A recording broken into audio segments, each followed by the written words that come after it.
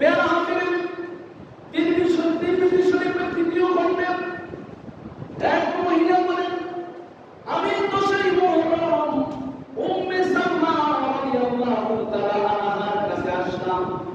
উম্মে সালমা রাদিয়াল্লাহু তাআলা আনহা দুই চোখ থেকে ঝরঝর করে বৃষ্টির মতো পানি পড়ছে।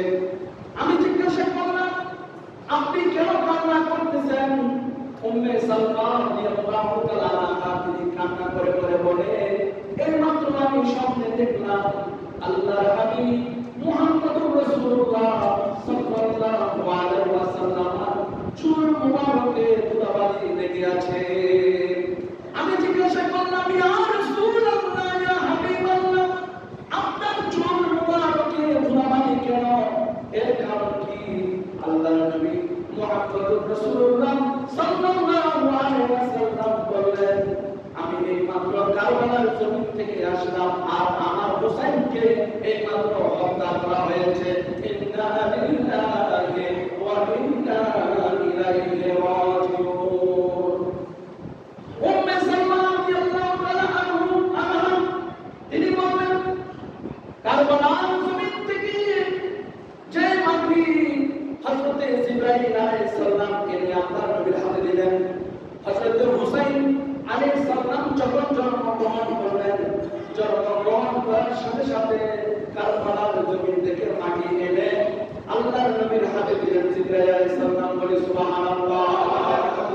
আল্লাহর নবী মুহাম্মদুর রাসূলুল্লাহ সাল্লাল্লাহু আলাইহি ওয়াসাল্লাম বললেন, হে উম্মে সালমা, আমি তোমার হাতে এই মাটিগুলো দিলাম, তুমি এই মাটিগুলোকে তুমি আলাদা করে রাখবা।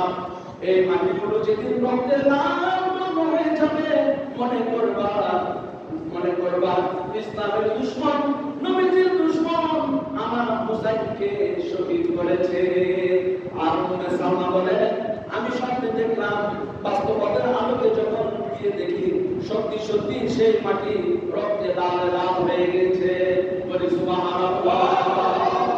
আল্লাহর নবী মুহাম্মদুর রাসূলুল্লাহ সাল্লাল্লাহু আলাইহি ওয়াসাল্লাম যখন ইমাম হুসাইনকে কতল করলেন, তখন আল্লাহর নবী সেখানে জাহের ভাবে ছিল, আল্লাহর নবী মানে ভাবে সেখানে ছিল।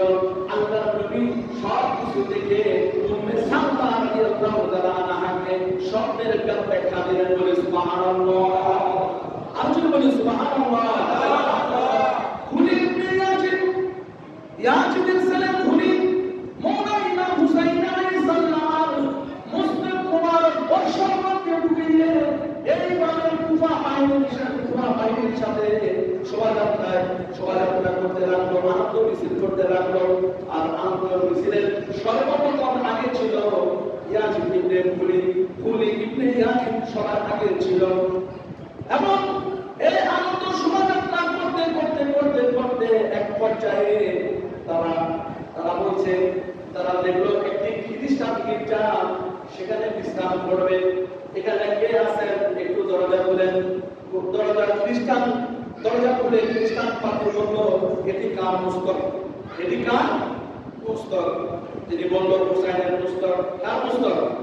হুসাইনের মুস্তক। খুলি হুসাইনের বলল, হুসাইনের মুস্তক তুমি বললো।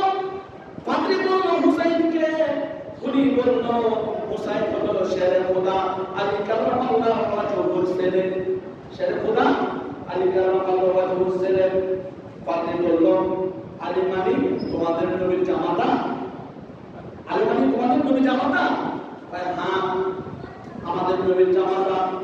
তারপর খুলি পাত্রী বলল, সংক্ষেপে তো এভাবে বলতে পারতা আমাদের নবীর নাতি অথবা ফাতেমার পরিচয় টুকরা হুসাইন রাদিয়াল্লাহু তাআলা এই কথা তো বলতে পারতা। তোমরা কেমন মানুষ, তোমাদের মন কেমন নিষ্ঠুর, তোমরা কেমন নিষ্ঠুর হই না।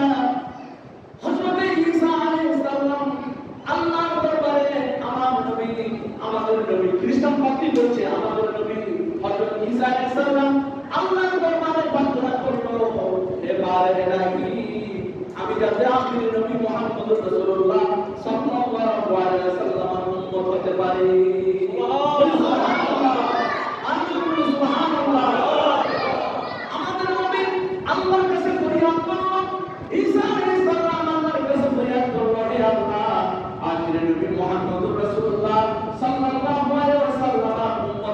হতে পারি। এবং হযরত ঈসা আলাইহিস সালাম বললেন আখির নবী মুহাম্মদুর রাসূলুল্লাহ সাল্লাল্লাহু আলাইহি ওয়াসাল্লামের জুতা মুবারক আমার হাতে দেওয়ার সেই যোগ্যতা দক্ষতা আমি ঈসা নাই। বলি সুবহানাল্লাহ। অথচ আমাদের নবী তোমাদের নবীকে কত সম্মান করেছে, ইজ্জত করেছে, আল্লাহর কাছে ফরিয়াদ করেছে উম্মত হওয়ার জন্য। আর তোমরা ষড়যন্ত্র করে নবীর নাতি ইমাম হুসাইনকে কতল করলাম। ইন্না লিল্লাহি ওয়া ইন্না ইলাইহি রাজিউন। বেরাহাতের পাত্রে খুলিকে বলল, এই খুলি, আমি তোমাকে 10,000 দিরহাম দেব, তুমি 10,000 দিরহামের বিনিময়ে ইমাম হুসাইন আলাইহিস সালামের মুস্তক একটি রাতের জন্য আমার কাছে নিয়ে দাও। একটি রাতের জন্য ইমাম হুসাইনের মুস্তক আমার কাছে রেখে যাও। আচ্ছা, যাদের কাছে টাকা বড় তাদের কাছে কি ইমান বড় হয়? বলেন, আশিক রাসূল কি কখনো ইমান বিক্রি করতে পারে? আহলে বায়াত কি ইমান বিক্রি করতে জানে? কিন্তু খুলি টাকার বিনিময়ে ইমাম হুসাইনের মুস্তক খ্রিস্টান পাদ্রীর কাছে দিয়ে দিলেন। খ্রিস্টান পাদ্রী বলল, এই মুস্তক আমার কাছে থাকো, তুমি সকালবেলা এসে মুস্তক নিয়ে যাবা। তখন রাজি হয়ে গেল। আর খ্রিস্টান পাদ্রী ইমাম হুসাইন আলাইহিস সালামের মুস্তক মুবারক আতর মেখে সুগন্ধি মেখে উঁচু স্থানের মধ্যে রাখলেন। বলে সুবহানাল্লাহ। উঁচু স্থানে রেখে খ্রিস্টান পাদ্রী এইভাবে হাত জোড় করে মাওলা ইমাম হুসাইন আলাইহিস সালামের মুস্তক মুবারকের সামনে সারা রাত দাঁড়িয়ে রইলেন। সারা রাত দাঁড়িয়ে রইলেন। এইভাবে খ্রিস্টান পাদ্রী ইমাম হুসাইনের মুস্তক মুবারক সামনে এইভাবে দাঁড়িয়ে দাঁড়িয়ে ইমাম হুসাইনকে জিয়ারত করলেন। ইমাম হুসাইনের শরণাপন্ন হয়ে থাকলেন। বলে সুবহানাল্লাহ। এবং শেষ রাতের মাঝখানে ইমাম হুসাইন আলাইহিস সালামের রওয়াত মুবারক থেকে উজ্জ্বল আলো বের হলো। উজ্জ্বল আলো বের হওয়ার সাথে সাথে খ্রিস্টানদের গির্জা আলোকিত হয়ে গেল। বলে সুবহানাল্লাহ। এখন ইয়াসিন চিন্তা করল, হায় হায়, আপনি হুসাইন মৃত্যুবরণ করতে পারেন না, আপনি হুসাইন মারা যেতে পারেন না, আপনি হুসাইন দুনিয়া থেকে যেতে পারেন না, আপনি হুসাইন অবশ্যই চিন্তা, অবশ্যই চিন্তা। আমি আপনাকে সাক্ষী রেখে বললাম, আশহাদু আল্লা ইলাহা ইল্লাল্লাহু ওয়া আশহাদু আন্না মুহাম্মাদান আবদুহু ওয়া রাসূলুহু। সুবহানাল্লাহ।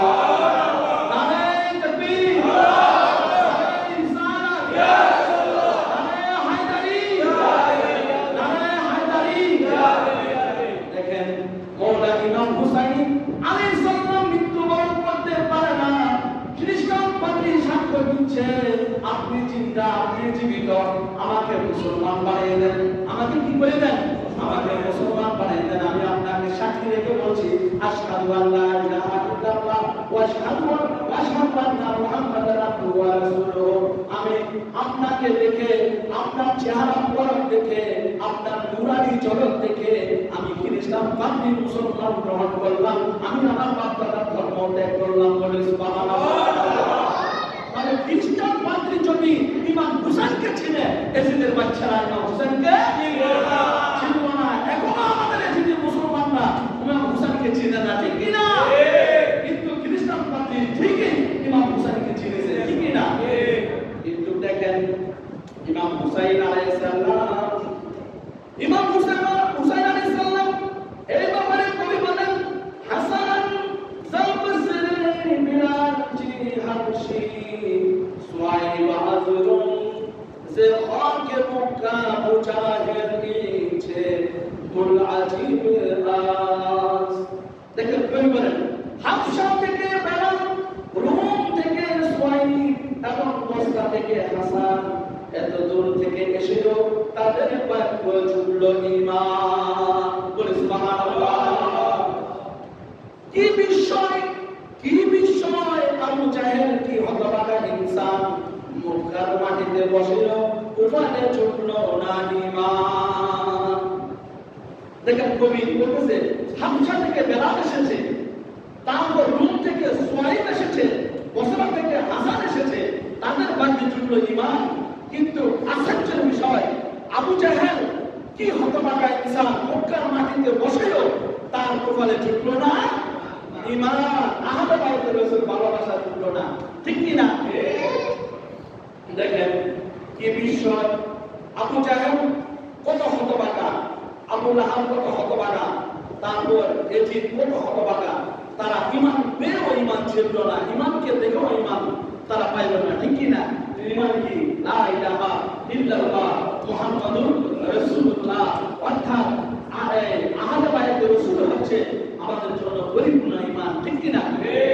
ঈমান দেখেও তারা ঈমান ধারণ করতে পারল না। তারপর ইমাম হুসাইন আলাইহিস সালাম মুসলিম মুবারক নেওয়ার জন্য সকালে আসলো। কে আসলো? খলিল ইবনে ইয়াজিদ খ্রিস্টান পাদ্রীকে বলল, আপনি ইমাম হুসাইনের মস্তকটা বের করে দেন। ইমাম হুসাইনের মস্তক মুবারক হাতে দিলেন এবং 10,000 দিরহাম একটা ব্যাগের মধ্যে ছিল। কত? 10,000 দিরহামের মধ্যে ইমাম হুসাইন কারামত কেটে দিয়েছেন। সুবহানাল্লাহ। 10,000 দিরহাম পুরুষ পালন হয়ে গেল। ওই দিরহাম তো দিরহাম না, মৃত একটি মাটির বর্ণাংশে পরিণত হয়েছে। সুবহানাল্লাহ। অর্থাৎ ওই দিরহামটা মাটির মতো টাকা হয়ে গেছে। কোনো দেখা নেই কিছু নেই, কোনো দেখা যাবে কিছু এক দিরহাম, 2 দিরহাম, 3 দিরহাম, 10 দিরহাম, এরকম কোনো দিরহামে লেখা নাই। অর্থাৎ টাকাটা কি হয়ে গেল? মাটির কাগজ হয়ে গেল, মাটির মতো কাগজ হয়ে গেল। এখন দেখলো কি এই দিরহামের উপরে পৃষ্ঠা লেখা আছে, ওয়ালা তাহসাবান্নাল্লাহা গাফিলান আম্মা ইয়া'মালু যালিমুন। বলে সুবহানাল্লাহ। ওয়ালা তাহসাবান্নাল্লাহা গাফিলান, আর জালিমরা যা করেছে আল্লাহ তুমি সেই বিষয়ে মোটে গাফেল নহে। কে বলতেছে? ওই দিরহামের উপরে লেখা, ওই মাটির টাকার উপরে কি লেখা আছে? এই আয়াতে কারিমা যে কি বলেছে? জালিমরা যা করেছে আল্লাহ তুমি সেই বিষয়ে মোটে গাফেল মনে করবা না। এটা কি বুঝাচ্ছে? তারপর দিরহামের নিচে লেখা আছে ওয়া সায়ালামুল্লাযীনা যালামু আইয়ামুল কালামিন ইয়ানকালিমুন। আর জালিমরা শীঘ্রই জানতে পারবে কোন প্রত্যাবর্তন স্থলে তাদের প্রত্যাবর্তন স্থল হবে। অবশ্যই শীঘ্রই এই জালিম সম্প্রদায় জানতে পারবে তাদের অবস্থা কি হবে, তাদের সাজা কি হবে। শীঘ্রই তারা কি জানতে পারবে যারা ইমাম হুসাইনকে দ্বিখণ্ডিত করেছে। ওদেরকে বুঝাচ্ছে এভাবে ইমাম হুসাইন কখনো বিতর্ক করতে পারে না। খলিল ইবনে ইয়াজিদের স্ত্রী খলিল ইবনে ইয়াজিদ ইমাম হুসাইনের মস্তক নিয়ে কুফার মধ্যে গেলেন। কুফার মধ্যে যখন পৌঁছলেন ইমাম হুসাইনের মস্তক নিয়ে, খলিল ইবনে ইয়াজিদ কি করলো? সূরার মধ্যে আমরা বাংলা করি না, এই সূরার মধ্যে ইমাম হুসাইনের মস্তক মোবারক সূরার মধ্যে চাপ দিয়ে রাখলো। বলে নাউযুবিল্লাহ। সূরার মধ্যে চাপ দিয়ে রাখলো। এদিকে খলিল ইবনে ইয়াজিদের স্ত্রী ইবাদত প্রিয় তাহাজ্জুদের নামাজ পড়ার জন্য ঘুম থেকে উঠলেন।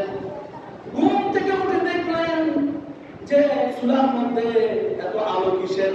আমি তো সূরা বিবিয়ে তো ঘুমাইলাম, এই সূরার মধ্যে হঠাৎ করে আলো থেকে আসলো এবং সূরার পাশে 4 জন মহিলা তিনি দেখতে পেলেন। বলে সুবহানাল্লাহ। 4 জন মহিলার মধ্যে একজন মহিলা বলতেছে, হে বারে রাখি আমার পুত্র, আমার শহীদ, আমার শহীদ, আমার শহীদ হাসরের ময়দানে হিসাব নিকাশের সময় তার উপরে ন্যায় বিচার আল্লাহ তাআলা করবে। বলে সুবহানাল্লাহ। আর যতক্ষণ পর্যন্ত আমার সন্তানকে হত্যার বিচার আমি না চাইব ততক্ষণ পর্যন্ত আমি আরশ ছাড়ব না। বলে সুবহানাল্লাহ। ওই গুলি ইবনে ইয়াজিদের স্ত্রী এই কথা বলে, এই কথা শুনলো, সে অজ্ঞান হয়ে গেল। অজ্ঞান হয়ে যাওয়ার পরে গায়ে বিভাগের আওয়াজ আসলো, গায়ে বিভাগের আওয়াজ আসলো যে হুসাইন তো কখনো মারা যায়নি, হুসাইন তো মারা যায়নি, হুসাইন তো জীবিত। বলি সুবহানাল্লাহ।